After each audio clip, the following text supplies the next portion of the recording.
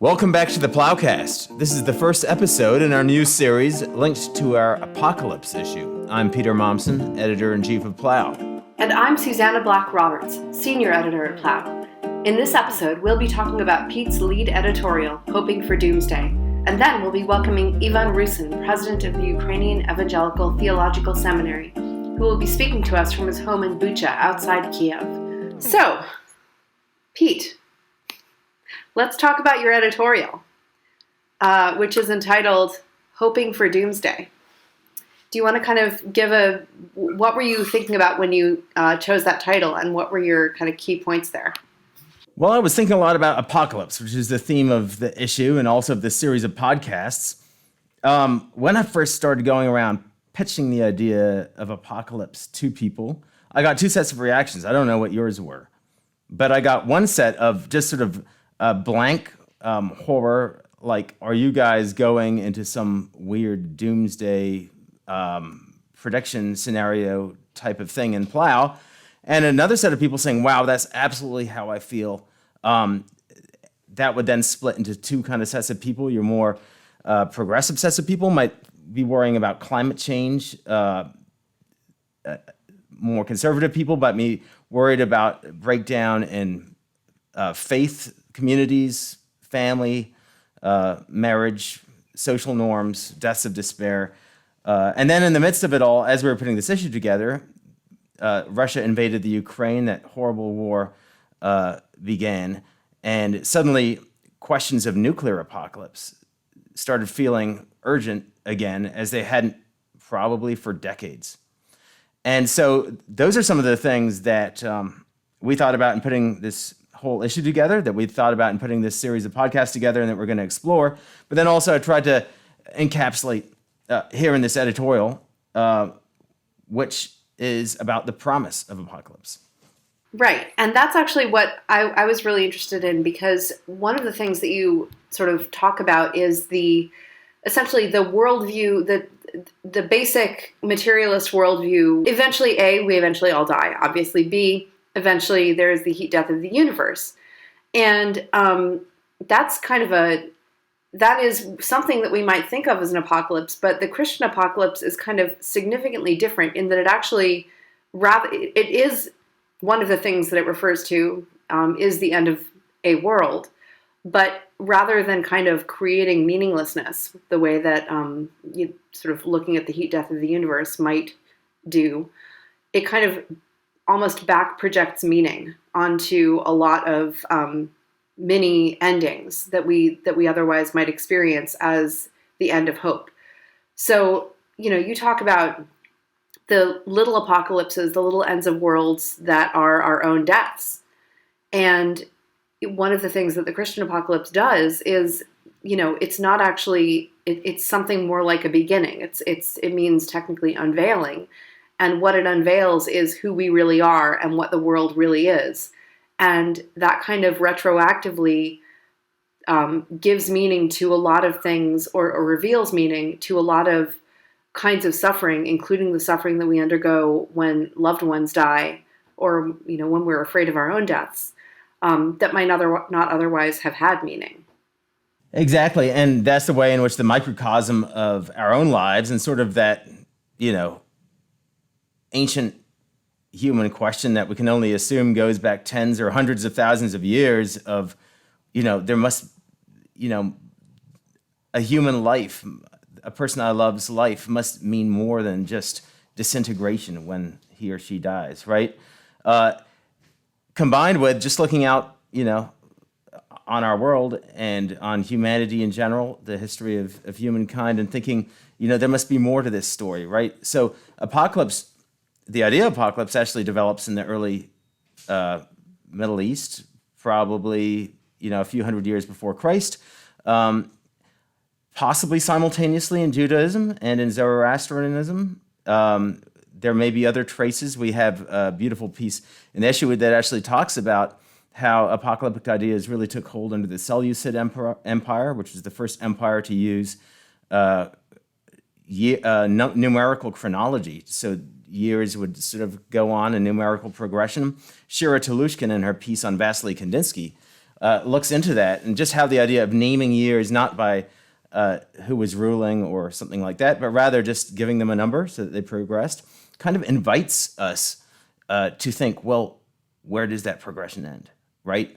And so the people who are asking those questions are, of course, not the people who want the current regime or dynasty to continue forever, but the ones who are kind of counting the years till when that oppressive Seleucid emperor, goes away and lets us live freely again. So apocalypse has always been, from its inception, about a kind of freedom and a making sense of things that don't make sense on their surface, right? And that's what I try to get into a little bit. I think probably before we get more into that, though, Susannah, it would be worth clearing a few confusions away about apocalypse. What we're not talking about. I mean, the first one is, the ideas of apocalypse that motivated strange apocalyptic cults and sects to commit either mass murder or mass suicide or plant bombs, right? There's everything from the Branch Dravidians to Aum Shinrikyo in Japan, and you can go back through history and find people who were kind of possessed of an idea that the world is ending and that therefore allows me to do anything. Of course, you don't just see that in Christianity. There was a form of that in the Islamic State going on with the suicide bombers. And another one is that Christianity itself, in my view at least, has often gotten the idea of apocalypse wrong, especially modern Western Christianity, which has bought into this kind of Enlightenment idea of the end of the world, meaning space-time universe calls it quits, right? Which many scholars, not all, but of course N.T. Wright is one name that comes to mind as somebody who argues that that's never what Second Temple Judaism or the early Christians meant when they talked about apocalypse, the unveiling or the coming of the day of the Lord. And so there's actually a much deeper vision of renewal and transformation and new creation that we need to be thinking about in terms of those last days. What I was interested in was getting to this early Christian, early Jewish idea of what the promise of those end times mean. What does it mean when God unveils his plans for humanity? And then what does that mean just personally for people who are in despair, feeling like it's not worth getting up in the morning, that it's kind of not worth founding a family, that the death of a loved one is meaningless, or even that the extinction of humankind would just be some random and meaningless event that's going to happen someday, and there it is, right? Both of us were kind of taken by this one blog post by this guy we both follow, Freddie DeBoer, on the most personal form of apocalypse. I think you even pointed it out to me, Susannah, so hat tip to you. So Freddie DeBoer, who's an atheist as far as I know, and a materialist, kind of describes what the basic worldview or implications of the basic materialist worldview is. We're born in terror, he says. We exist for no reason. We experience confusion and shame as children. We busily prepare ourselves for lives we don't want or can't have. We are forced to take on the burdens of adult responsibility. We compromise relentlessly on what life will pursue. We settle and settle and settle. We fear death and ponder our meaninglessness. We experience the horrors of aging, and when we die, the only comfort we have is that we aren't conscious to learn that there was never any heaven or God to give it all meaning. So that's right there. That is the question which I think Apocalypse answers, or that is the challenge which I think Apocalypse takes up, properly understood. It's a great post, even though I obviously completely disagree with it. And the weird thing is that, we modern people often kind of flatter ourselves that this bleak view of the meaningless of the universe is some kind of new insight that only we with the help of modern science and a secularized worldview, have been able to grasp. The odd thing is you open your Bible and you'll find that same sense of devastation and meaninglessness in the face of human mortality right there. In the Psalms, of course, in the book of Ecclesiastes, and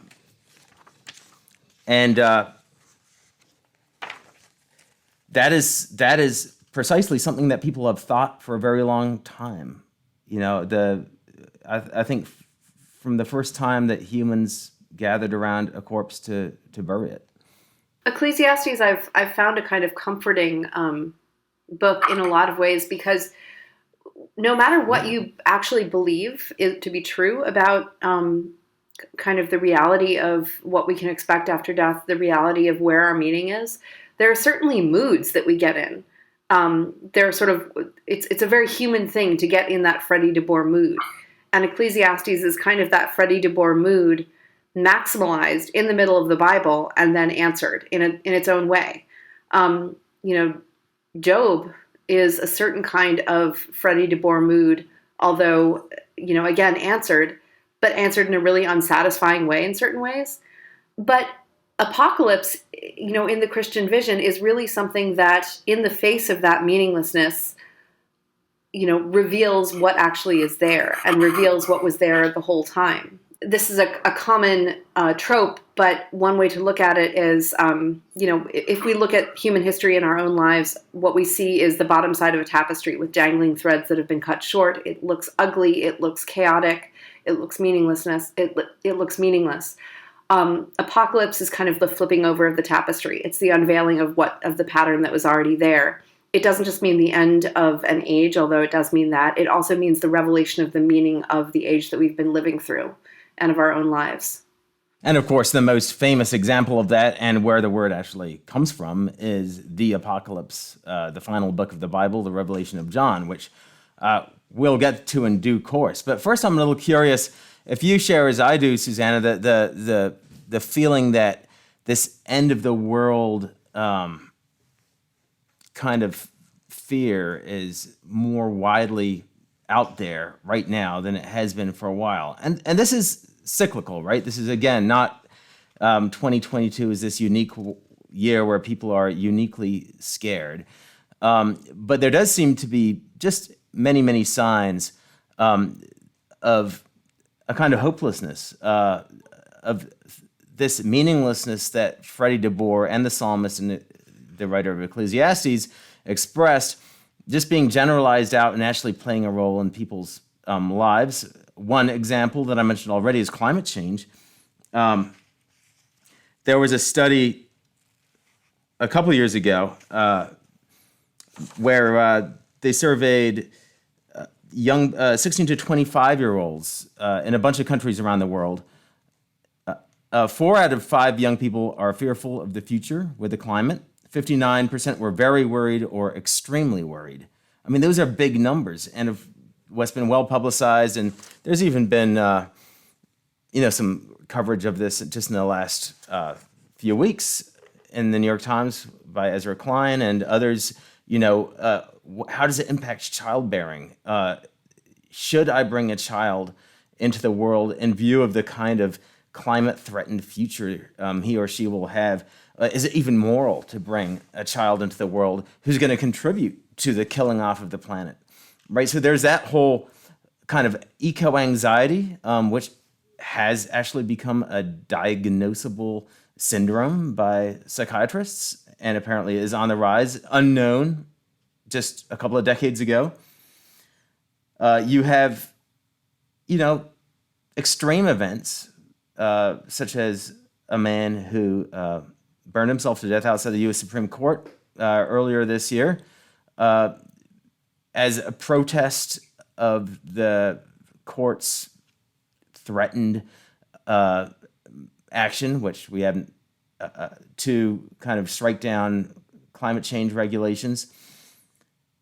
So there's that whole set of things that I think climate change is kind of forcing people to reckon with the fact that the world that we see outside, that we've been living with for the last 10,000 years, I guess, since the last ice age, is not here forever, right? Right. And of course, for many people, although you could say, well, didn't you know that already? Climate change has certainly focused our mind, and I guess possibly because maybe most people just think in terms of, even if they're not parents, they think in terms of what of my potential child's generation or my potential grandchildren's generation. That's sort of our horizon. And climate change has kind of moved the inevitable end of the planet as we know it up into that kind of time frame that we care about. Right. It's hard for us to think in terms of really caring about more than 10,000 years in the future unless we are really kind of doing the wrestling with, existential angst, which, I can remember doing intensely just before I converted when I was 15 or so. You can usually dodge that, and you can usually kind of psychologically at least anchor your hope for the future in your grandchildren's generation or their children's, or, in the sense of if you don't have kids, like there's a civilization that you're contributing to that will go on in the future. And there's a kind of vagueness to that I think allows for hope. But I actually think that there's not something concrete really that's changed. I mean, obviously we are aware of things like climate change. We are aware of, other things that could sort of end the world as we know it. I mean, we've been aware since the 1950s that this thing called, the atomic bomb could very quickly end the world as we know it. And with it, whatever contributions to civilization, biological or otherwise, we may make in our lifetime might, become very quickly irrelevant.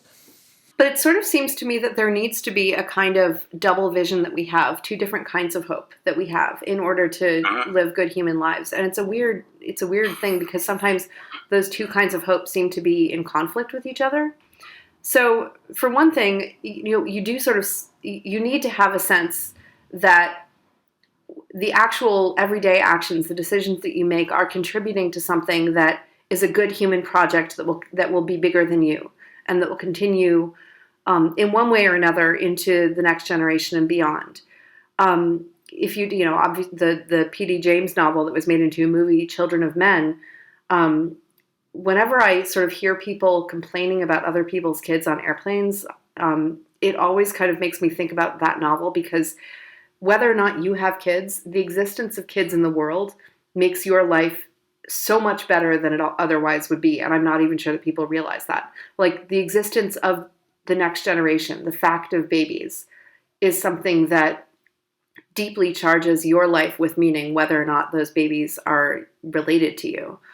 And I don't think that there's really any way to be grateful enough for that. At the same time, if all we're hoping for is human beings to get more and more powerful and more, spread over, increase their dominion over the earth completely so that they completely control it and then spread to the stars, that's kind of a hopeless vision too, in a weird sort of way. I mean, people who are huge fans of Star Trek might disagree with me, but I actually kind of think that like a world where the Federation has completely attained victory and there's no more like a sort of end of history model of perpetual peace throughout the stars is kind of bleak because it's not actually, it feels like it's in the place of some kind of eternity, but it doesn't actually answer the need for eternity that we have. And in that case, it seems to me that like something like an apocalypse, something coming in to disrupt this kind of human perfection can actually be a source of hope. Just as it was for the people under the Seleucid Empire, right, who were living not in peace, but at least with some type of political orderliness, but they couldn't wait for that thing to be gone. And so they were counting the days, right? Any day now. Right. I do think, though, you were saying earlier that in a way nothing has changed, and of course, in a way nothing has changed. But there is a sense in which it's a lot harder, I think, for a lot of people, and this is one reason we did this issue, is because many of our readers wrote into us or suggested this very topic to us, is much harder to imagine now because of not only climate change, but also cultural changes, that the project that I'm devoting my life to, the civilization, the community I'm building, is something that I can actually pass on to the next generation in any type of meaningful way. Because if that next generation is going to really have no sense of connection to this intergenerational project, even the act of having kids becomes a bit meaningless. What are they going to do? Just move to Brooklyn? Hey! But there is a sense of that, right? That you're not raising up the new generation of kids who are going to move your hometown, further into the future. Those same forces that create opioid addiction epidemics, rising rates of suicide, rising rates of mental illness, especially among the young, are also the things that chip away at the meaningfulness even of having a family, or at the meaningfulness of contributing to a society, a civilization that more and more people don't really believe in, right? And so I think that may also be playing into that apocalyptic mood where the type of thing that Freddie mentions in his blog post becomes more widespread as an actual mood, not just something that we know intellectually is out there, yeah, we're going to die someday, but something that permeates into our present lives, into our way that we go about in the world. And that is precisely, I think, why Christianity has not only the idea, but also the teaching of apocalypse, right? That the tapestry that you were speaking about earlier does get flipped over. And I think that flipping over actually is something that gives meaning not just to the supernatural dimension of human life, but to the natural dimension as well. It seems to me that we're in a place where the natural project of human family and the natural project of human civilization has been called into question. I think that the questioning of it is a kind of attack on a natural good. And I think that natural good needs to be revived by with a supernatural source. But it doesn't cease to be itself. It doesn't cease to be a natural good. When we hope for, the new heavens and the new earth, that hope actually allows me to get married. That hope actually allows me to, allows us to publish a magazine. The projects that we do that are part of natural goods, that are part of making families and, carrying on a civilization, are actually given energy by and given life by that supernatural good. And, I think there's a reason for that. I think ultimately they're going to be caught up in it. And it's just interesting to me that we are at a point where, we're not able to depend on the kind of sort of vagueness or basic, assumption of that natural good anymore. Even to have the natural good, we need the supernatural good. So, of course, there's a whole host of people who would say this is just, wish projection, right? The desire for the meaningfulness of life is that leads to the belief in apocalypse, that ultimately believes in the belief in resurrection, that death is not the end, that there will be a new heaven and new earth, that the heat death of the universe won't just be the punctuation mark to a story that nobody else will ever hear. That's a nice and comforting idea that we're maybe wired to believe in. It's not actually true, right? And that is, I think, what Freddie's getting at. It's explored in detail in a book that I really like, just because I disagree with it so much, by this philosopher Martin Hegland at Yale, who wrote a book, This Life, where he basically says it's actually the idea of mortality, of our finitude, that gives our lives meaning. Because otherwise, if we had infinite time, whatever we did right now would be perfectly meaningless, right? all through reading Martin Heglin's book on this, I just wanted to scream, have you ever read the book of Revelation? Because eternity is not just endless time to keep on doing the same thing and having the same argument and running out of new cocktails to make, right? Eternity is generative. It's new creation, new heavens, new earth, new people with new possibilities that when we read the book of Revelation with its somewhat confusing but sort of super abundant imagery of what that new heaven and new earth looks like, a cubic city all made out of gemstones, somehow with a tree and a river in it, without a sun or a sea, but with all kinds of people from somewhere else all coming to it, kings, right? This imagery suggests that this new creation is one rather of buds bursting from buds than as some sort of eternal stasis where we just get sick of talking to everybody. Right. The phrase, obviously, that a lot of people have resonated with, and which I can remember my dad reading to me when I was probably 8, was further up and further in, which is how C.S. Lewis describes what happens when the old Narnia has passed away and the new Narnia, even this fantasy world, even this world to which, which kind of seems like a paradise itself and seems magical and is re-enchanted, even that has to pass away. And there's a new heavens and the new earth in Narnia. And even you are at rest, but you're not in stasis. You're still learning. There's still something more. And that something more sense that, we feel in our hearts. We need both rest and we need that more.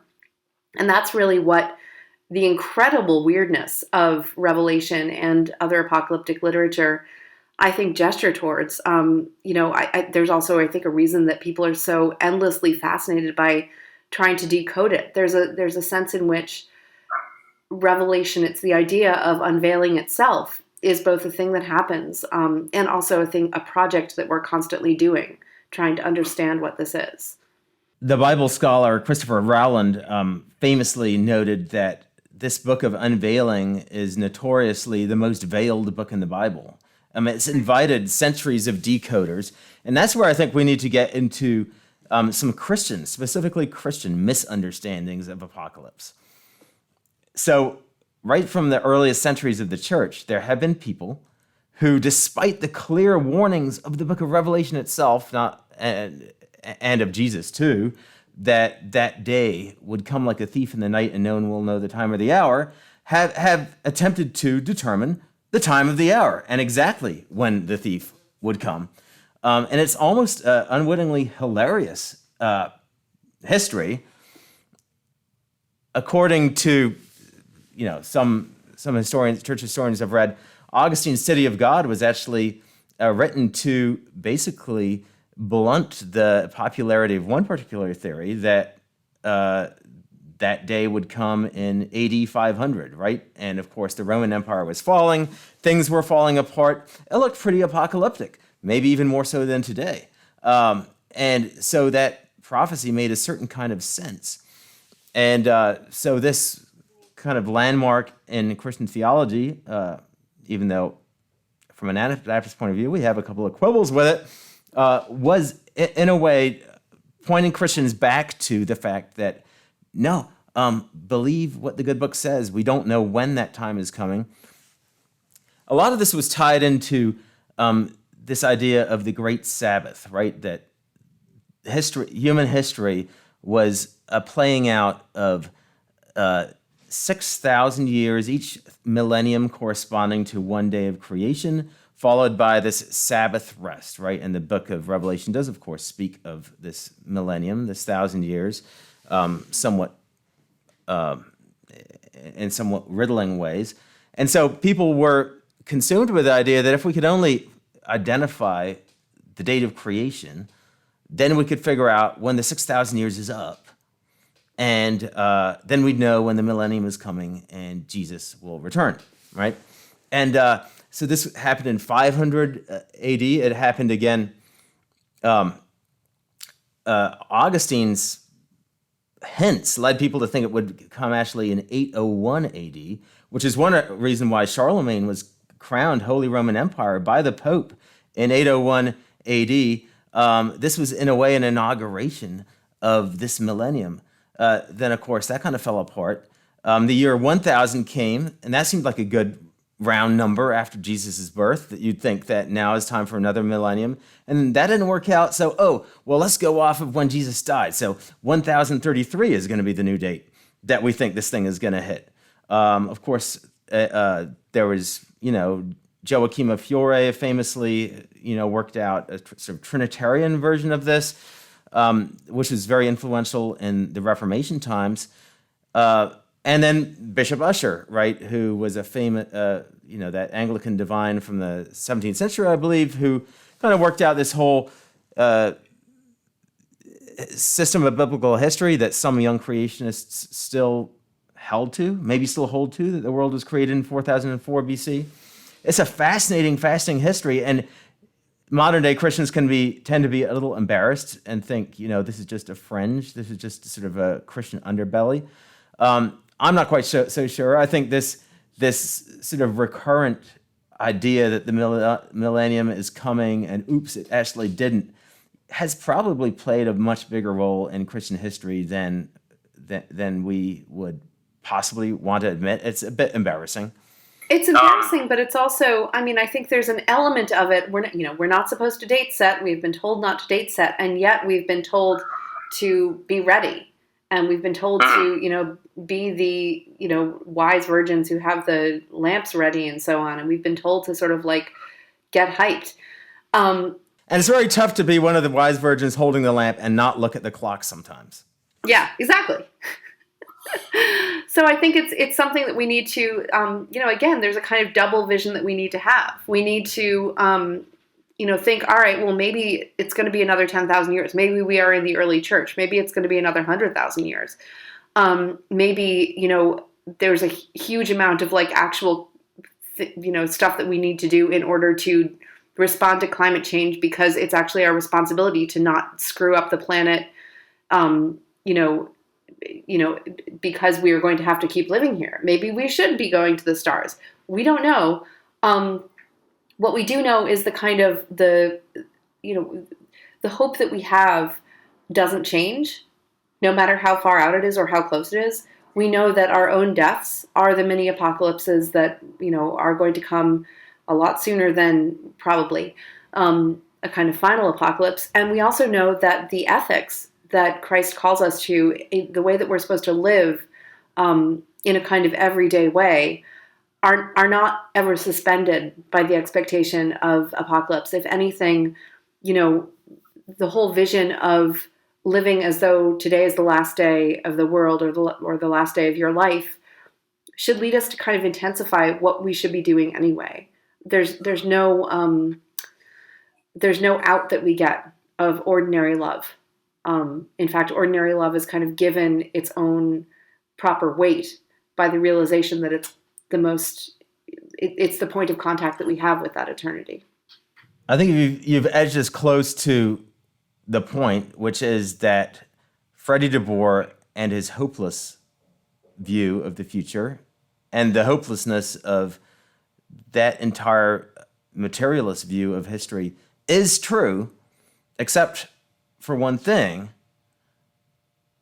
that the New Testament tells us that Jesus was raised from the dead, and that this day of the Lord, this age to come, is already begun.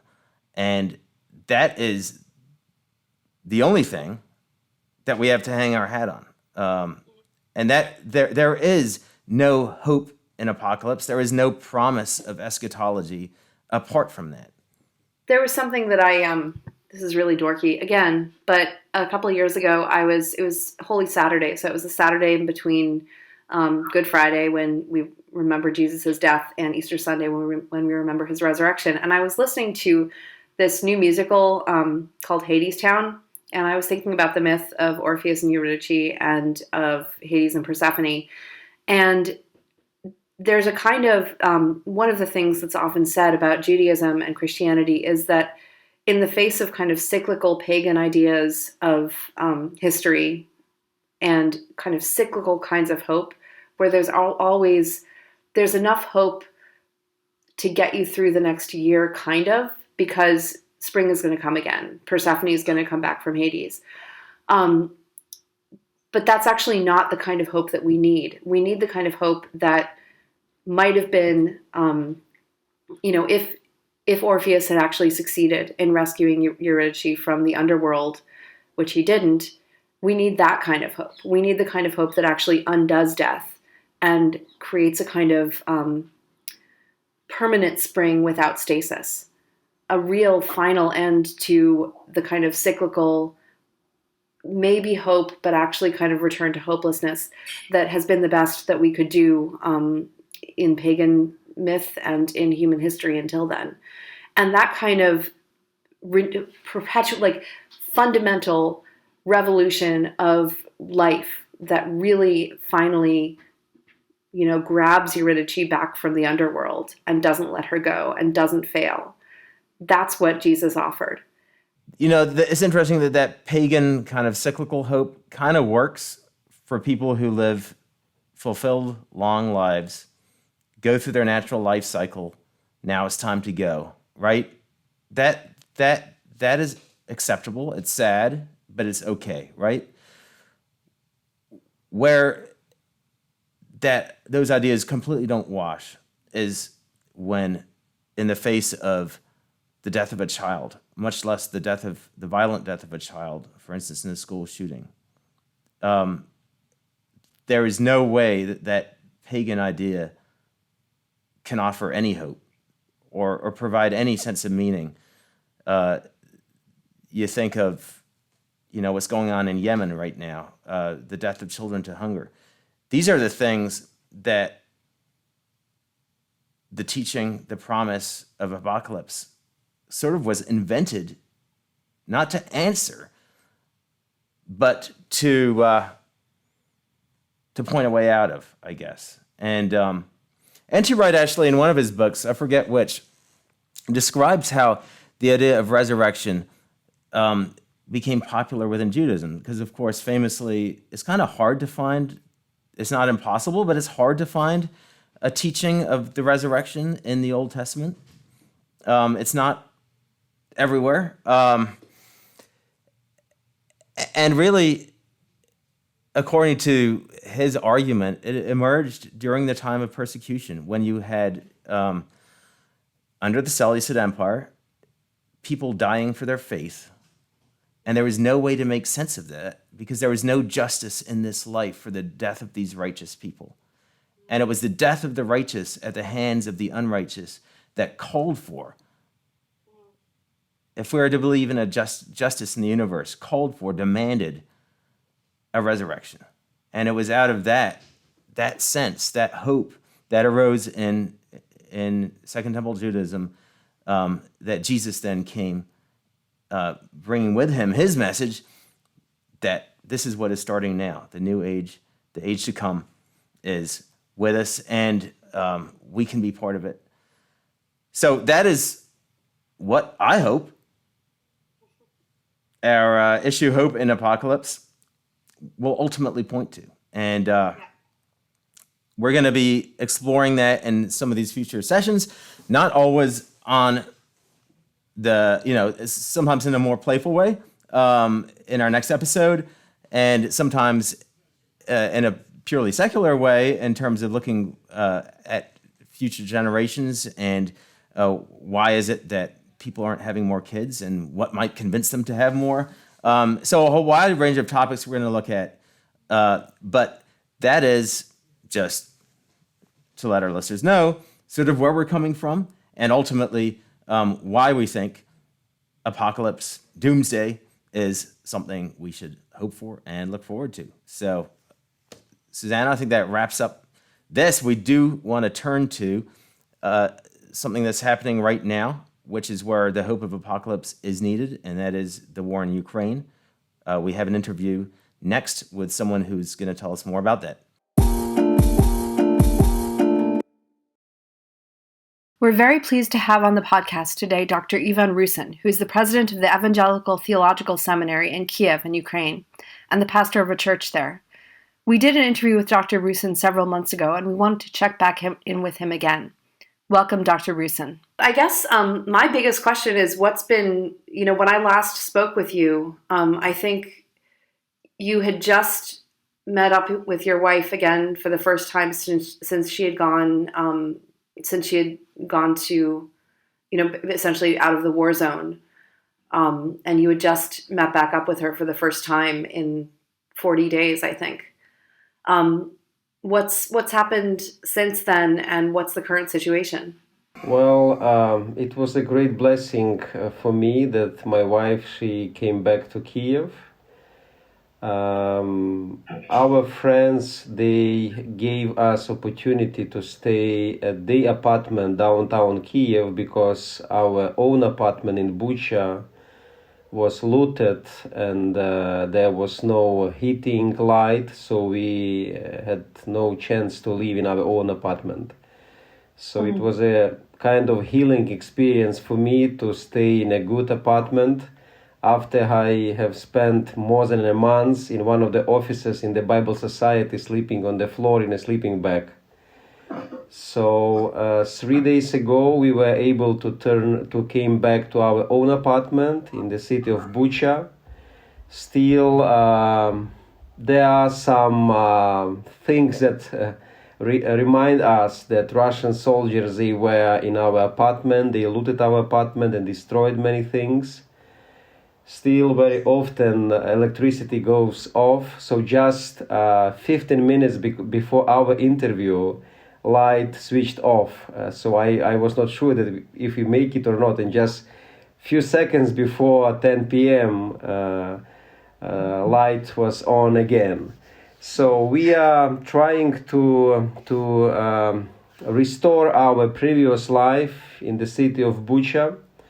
And for us, it's a kind of like a prophetic stand against all reality we see around. So this is what is happening right now. Could you tell us, of course, images of what happened in Bucha, went around the world and were also very influential, I think, in swinging world opinion about the seriousness of what was happening with Russia's invasion in the Ukraine. What is it like in the town of Bucha now? Have you had conversations with people who were there during the occupation? Yesterday, we were stuck in the elevator with my wife because electricity went off. So complete darkness, we are locked in an elevator. And one neighbor was walking around, so we just cried, please help us to get out. So because there was no connection, no internet inside of elevator. So, and one person came to rescue us, he's a technician. When he opened, I recognized in his face one of the people that we helped just after Russians left Bucha. So first phrase that he said to me, I will try to translate into English, goodness and generosity comes back. So, and he was very happy to rescue me from elevator because I was providing him food and gasoline when there was no gasoline and food in Bucha. So, of course, now I meet some people. We have been helping. The next day after Russian went away from Bucha and Bucha was retaken. And of course, I heard a lot of painful stories. But now it seems that our government try to do as much as they can to fix everything. So there is to make that nothing will remind us about the war. But of course, there are many things that remind us. Every time I enter my apartment, it reminds me. When I am driving my car, I see a lot of buildings that are destroyed. When I am entering to my campus, the seminary I am leading, I see destruction which was caused by Russian missiles. So many things recalls us, and we we know that now the Ukrainian situation is not the first priority in Western mass media. So we know it because we are informed about that. But war is real as it was 20 days ago and 40 days ago. Every single day we hear this air alarm that is informing us that Russian missiles are heading to Kiev. And just 1 day ago, Kiev was targeted and attacked by 5 or 6 missiles. So this is our everyday reality. Every day, according to our president, between 50 and 100 soldiers, Ukrainian soldiers, are killed. More than 6 million of Ukrainians, including my extended family, are international refugees. Over 14 million of Ukrainians, they have been forced to leave their homes. And for the almost 2 months, I was a refugee because my city Bucha was occupied. So for us, this war is real as it was from the first day of the war. So. What is the situation with supplies? Are you able to are there groceries in the grocery stores? To what degree are people able to go to work? Like, what kind of normalcy is there? The situation is not normal. It's interesting observations that I can make. In the beginning of the war, many people, they would say, no, we are okay. Please give food for other people. They had some savings. During the first days of the war, it was hard to buy stuff because almost everything was closed down in Kiev. Now we have grocery stores that are open, but prices are extremely high. And people, they have no saving. So, for example, the UETS, our seminary, is providing 1,000 hot meals per week. Mm-hmm. And frankly speaking, I am surprised what kind of people are coming to our cafeteria to get food.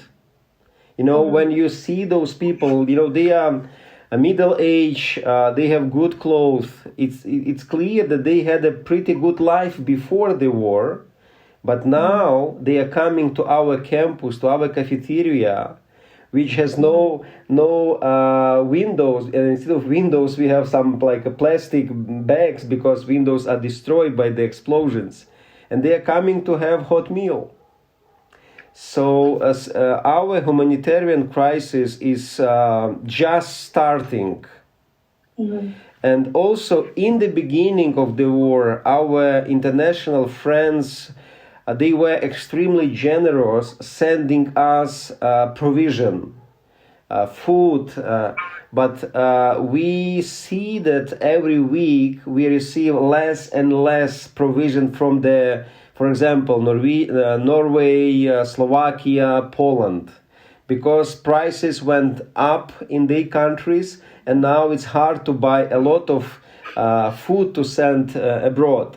So we are grateful to our international partners that have, I would say, proper and holistic theology.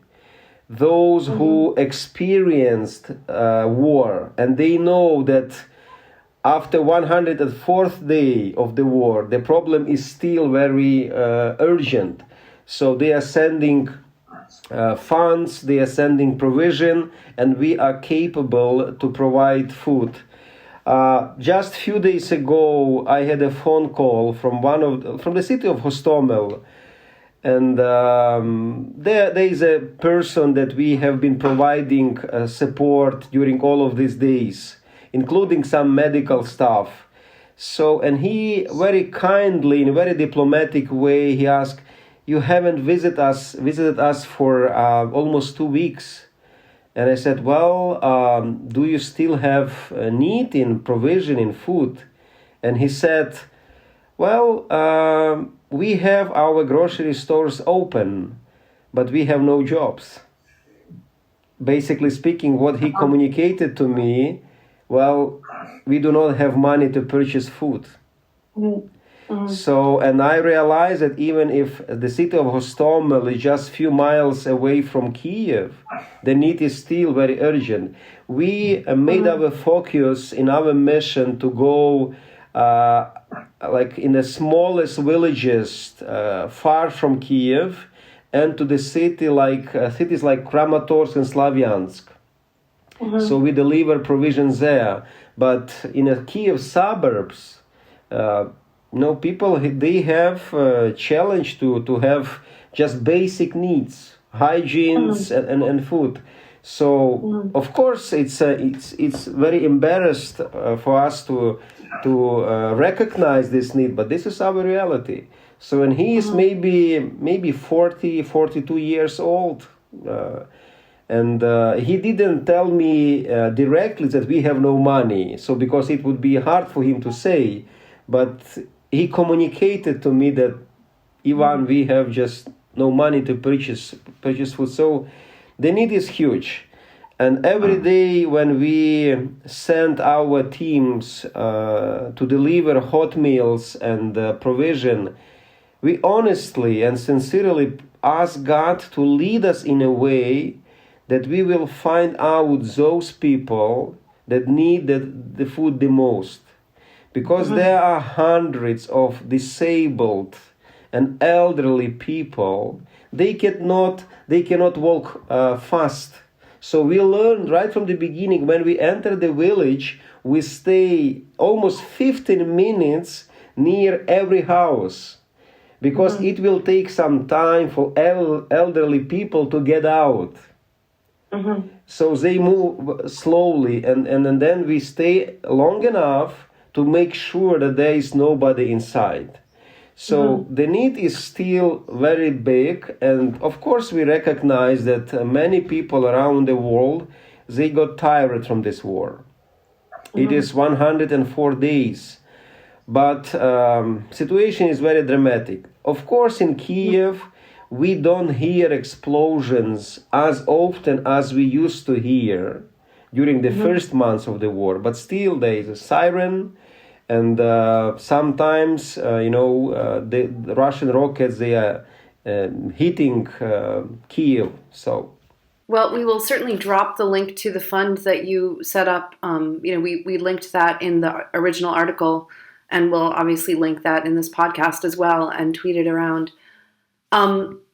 Can you describe what's going on with the work of the seminary itself? With you'd been attempting to sort of restart classes or restart, I think, online classes. How's that going? We resumed our teaching at the end of March, and it was a strong request from our students and from our faculty, and it was a healing experience for both. When I was able to return to our campus, and when I was teaching using Zoom from my office without windows, it was very moving. And when I told to my students that, can you imagine, I am teaching from my office, there was a lot of tears on their eyes and on my eyes. So it is a strong stand that we want to make. We will resume and we will continue our mission in spite of the fact, we are bombed, we are shelled, and there is a war in Ukraine. So during this 104 days of the war, we resumed our educational process. We are teaching our full-time programs and part-time programs. We started 2 new programs in counseling, one in Central Asia and one in trauma healing in Ukraine. Very strong demand from our people in Ukraine, and we, basically speaking, we had to close down registration because we wanted to have 20 students just to make a good cohort, because when you teach trauma healing, it's very important to have a smaller group of students and you build trust. And then when we got 35 application, we decided to close down registration because it becomes like a conference, not like a study program. So we are operating, we are fulfilling our obligation before our students. And of course, our campus was, we got 6 missiles. And I, as a president, I was very naive. When we informed our faculty, we had a Zoom, and some of our faculty are in Poland, Norway, Sweden, Canada, United States. Some of them are in Ukraine. And I told to my people, like, we got 6 missiles. We lost 80% of our windows. But no worry, it will cost us about $35,000, and we have friends from Australia. They will provide these funds. Well, a few days after, I realized that just for the one building, we need $100,000 to fix our windows. So, of course, we are facing great challenges, but the team is strong, and we strongly believe in our mission, and we see how God was leading us to this point of time. Because 6 years ago, when we have been developing our vital sustainability plan, we developed a track which we call Theology of Citizenship. What is the role of the church in the society? So now we are more ready than ever before, and for us it is extremely important that we are active. We are doing our mission in spite of the fact, and we are doing holistic mission. And I heard many promises from people I have never met before that they will visit our seminary after the war will be finished. And some of our soldiers that are serving in our location, they shared information with us that our community is very surprised with the role of the seminary.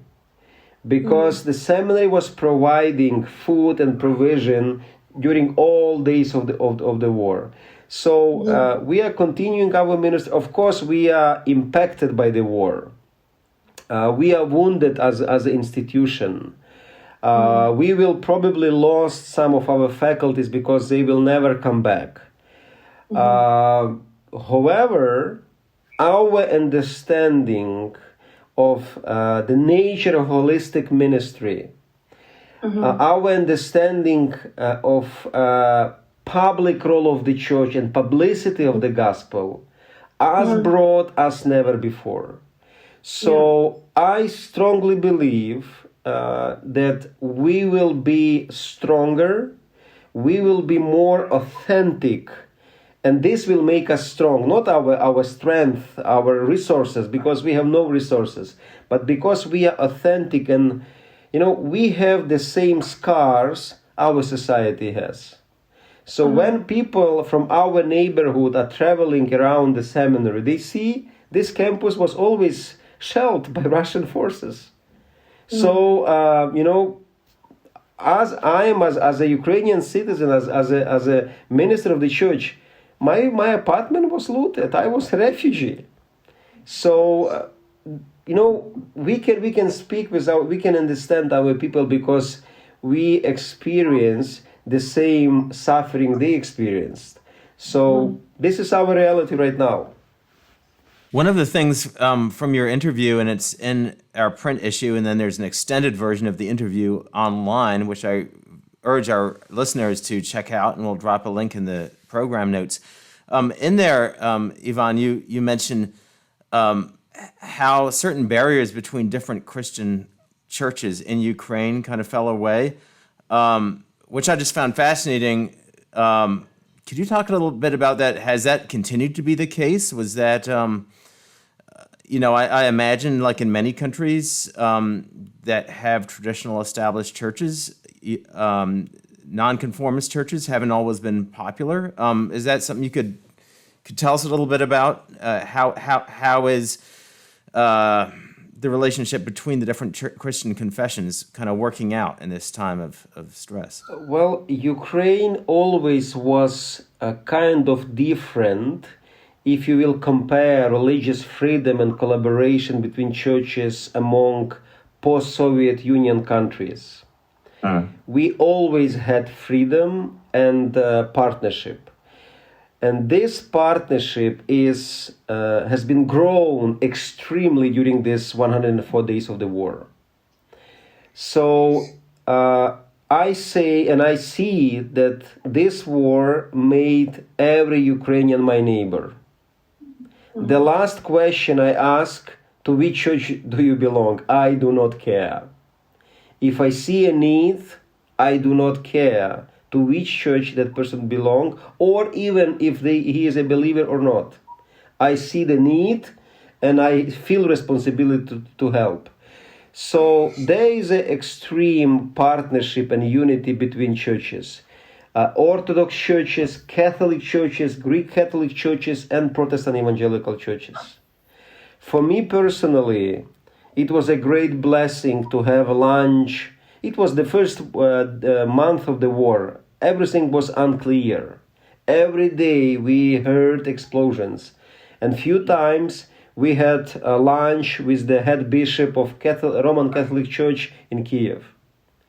One day when we visited him and we brought some provision to him, Bibles to his church, to his cathedral, and I remember he provided a full box of avocado.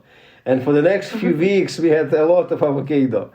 So, we visited the office of Bishop of Ukrainian Orthodox Church. We had meetings of Greek Catholic Church, and we shared resources with Baptists, Pentecostals, and other. And it was a great unity. And when I saw that unity and partnership, it strengthened my hope that everything will be okay. So this is, when we try to interpret everything what is going on from only our denomination, it's one thing. But when we hear confirmation from other denominations, it's another thing. And a few days after our visit of the Roman Catholic bishop, he called to my friend, my co-pastor, and he's working for Ukrainian Bible Society, and he said, brothers, if you need rest somewhere in the downtown Kiev, we have a monastery there, because last time you visited me, I realized that you are very tired. So it was a great testimony that somebody from a different tradition notice that we are tired, because the Bible Society is almost in the edge of the Kiev, and every night, every day, explosions. It was our everyday reality. So, and he was concerned about that. So, and we have regular meetings between different churches, and as you may know, in Ukraine we have all Ukrainian Council of Churches and Religious Organizations, which includes Muslims and Jews. And we have meetings almost every month. So, yes, this is interfaith community, but we have these meetings, we have dialogue. And I am very, very happy to see that there is a dialogue, there is a mutual respect between different Christian churches and also between different religions. Yes, we have different theology, we have different belief, we belong to different traditions, but we all of us are Ukrainians. And for us, this is our war, it's our fight. So in comparison with other countries, Ukraine indeed demonstrates very good dialogue, and this dialogue is stronger and stronger every day. So we have been delivering food and other provision to different kind of churches, and also we received provision and support from different churches. For example, in the city of Hostomel, one guy, he called us and he said that his mother, she's handicapped and he has no chair. So we called to the bishop of Adventist Church in Ukraine, and they provided a brand new chair. And wow. we delivered that, and those people in that Hostomel city, they were surprised because this is the brand new, and they asked, how much does it cost? It cost nothing. Everything was paid before, so don't worry, just use it. So this is our reality. Early on in the war, there was I think you told me about a prayer service that included all the Christian denominations as well as Muslims and Jews in the cathedral. Has that continued? Have there been more of those? Yes, there was several meetings like that when different church leaders and also leaders of other religions, they gathered together to pray. So, and the first meeting was very symbolic because it was the 6th or 7th day of the war. There was information that the Saint Sophia Cathedral might be attacked. So it was also a prophetic stand of religious leaders to perform prayer in the Saint Sophia Cathedral. And it was very honest prayer. And one bishop who was praying there, his prayer was the most loud prayer that cathedral has witnessed during 1,000 years of history. Because that bishop, when he was praying, at that moment his son was arrested in south part of Ukraine. And until now, we have no idea if he is alive or not. Gosh. Russians are saying that he is alive, but he is arrested. So they try to push that leader to sign some documents in order to see his son. But we hear a lot of voices that are saying that his son was killed in the beginning. So, I am a younger generation of ministers. So when you see leaders, bishops of Orthodox, Catholic, Protestant churches, and how they pray, when Kiev is surrounded by Russian army, it was a great example of courage and hope. So, of course, frankly speaking, I would be more happy to have such events and not to have this war. But to be part of that prayer, it was a great experience for me. And when it is very hard and when our battery is low, I recall that experience. So, and that experience gives me some strength.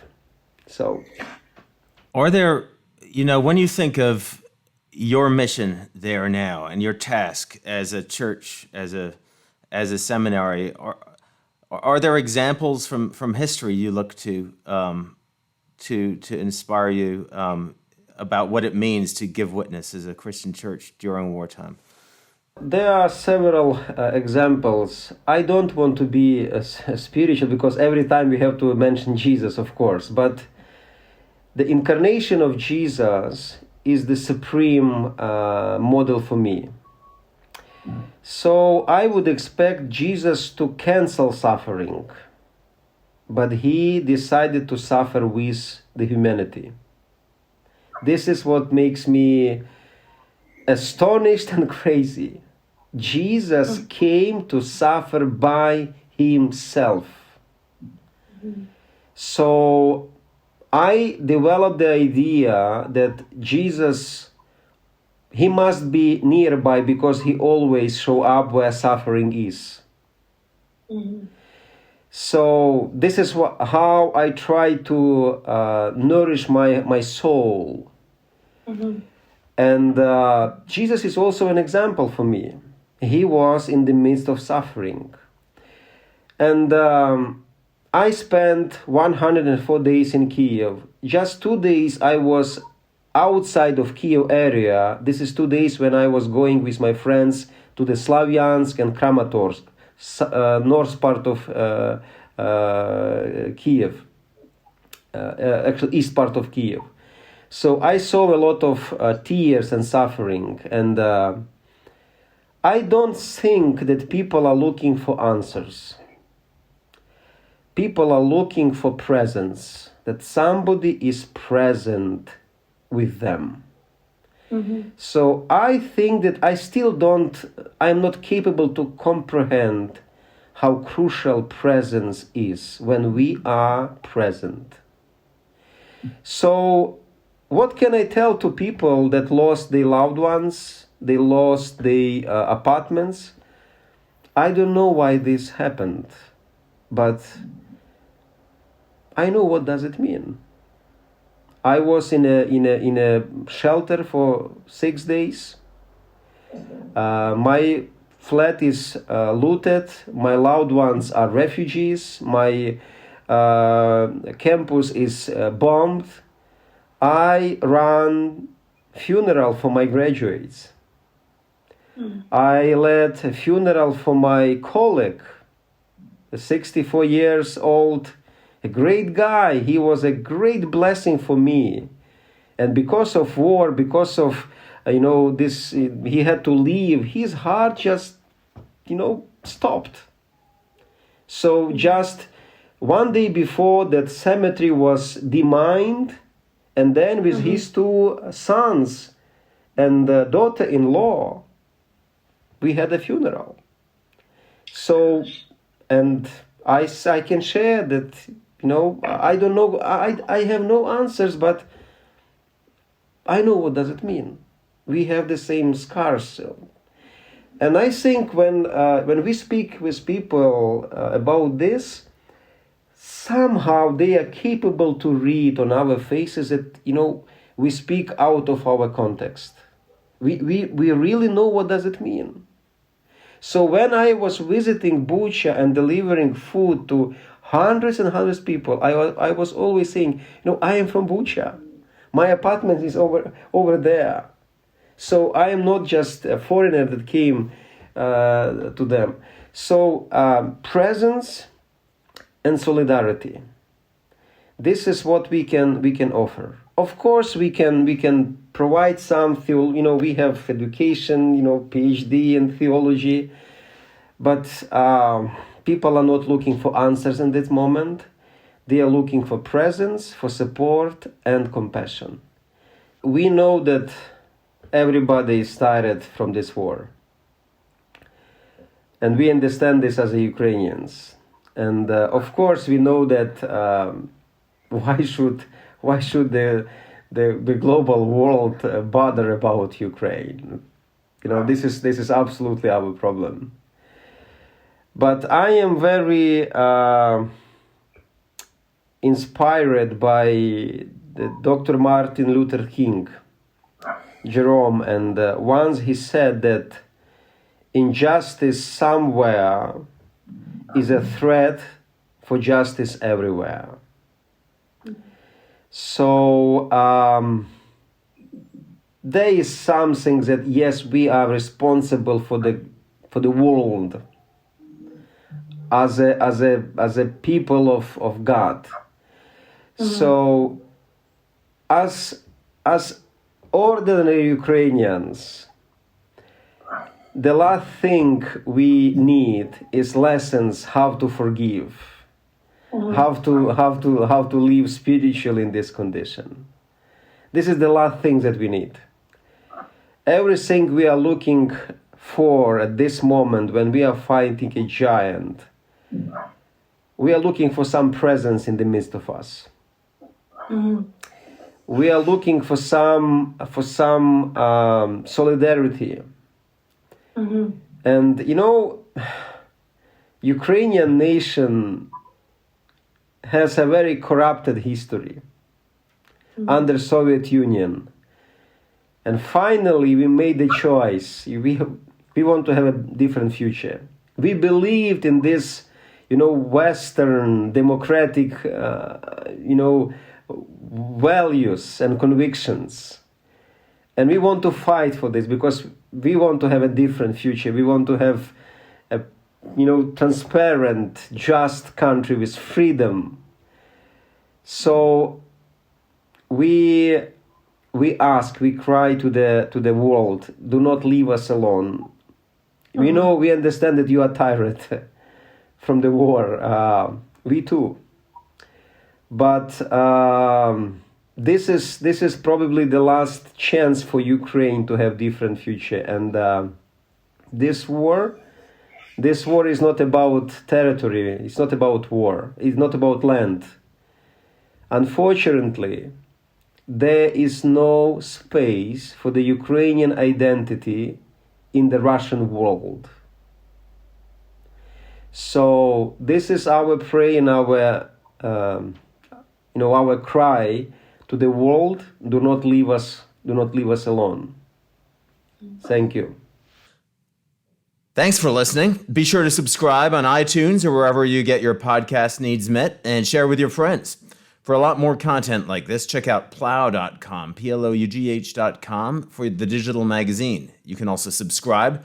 $32 a year will get you the print magazine, or for $99 a year, you can become a member of Plough. That membership carries a whole range of benefits, from free books to regular calls with the editors to invitations to special events and the occasional gift. Our members are one aspect of the broader Plough community, and we depend on them as a kind of extra advisory council. So go to plough.com to learn more. And join us next week when we'll be talking with extremely online, self-described mystical idiot and illustrator Owen Cyclops, known as @OwenBroadcast on Twitter, about his journey from general weirdness to Christian weirdness, and his cartoon on the American temper of apocalypticism. And with Eleanor Parker, known as @Clerk of Oxford on Twitter, about Archbishop Wulfstan and his attempt to build a polity out of recently pagan Vikings and Christian Anglo-Saxons in the 11th century AD. See you then.